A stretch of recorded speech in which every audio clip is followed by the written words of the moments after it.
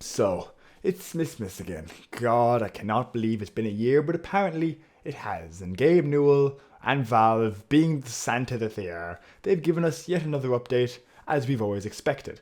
Is it as good as last year's update? Yeah. I've never considered balance changes to be as good as something as solid as new weapons, but I have to admit that there's so many good balance changes in this update that I kind of like it a lot more than the Iron Bomber and the Quickie Bomb launch that were added last year.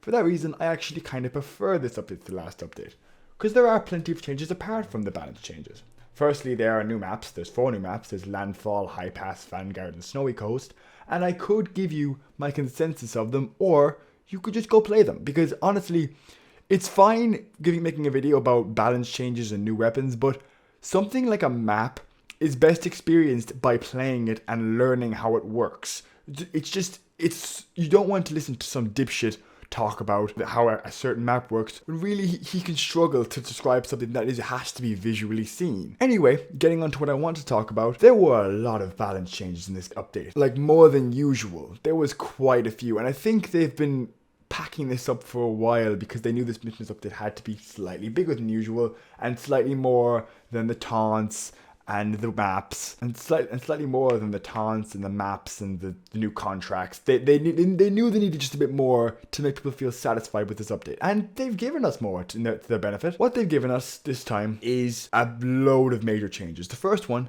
being that for now it took 0.67 seconds to change weapons. Now it takes 0.5 seconds. You think that isn't that much until you start playing and realize that you can feel it. You definitely notice the speed it takes you to change a weapon. It is actually kind of important.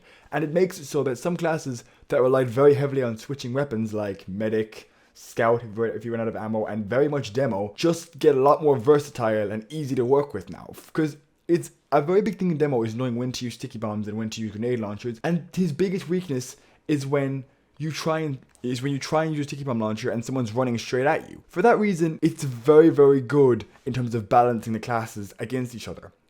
So I actually personally like this speed up in changing weapons, but there are other big changes. For example, the Pyro now gives 20 health whenever he extinguishes someone, as in he gains 20 health himself. That's really good because you're giving a personal incentive to a person to extinguish other people because they won't do it otherwise.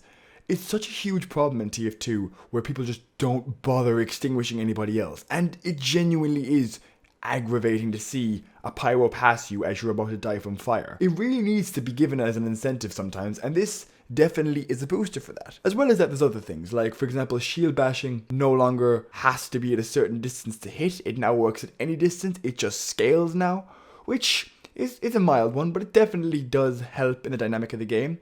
And there's other stuff such as if a person responds, you see them come out, or if a person has bad internet, it comes up in the HUD. Small things like this do make up quite a big update, and I've covered not even a fraction of how many things were improved on and changed because I didn't really cover that many individual weapons overall. There was a lot of big emphasis on extinguishing in this. For example, Mad Milk has a reduced cooldown time if you extinguish somebody, and even that is not even a portion. Even if I just covered the improvements on extinguishing weapons, I would be here for at least 15 to 20 minutes. There was so many changes, an insane amount of changes. I would say if you have the time on your hands and you're not just chilling around, that you should take a look at them because there is a lot of changes.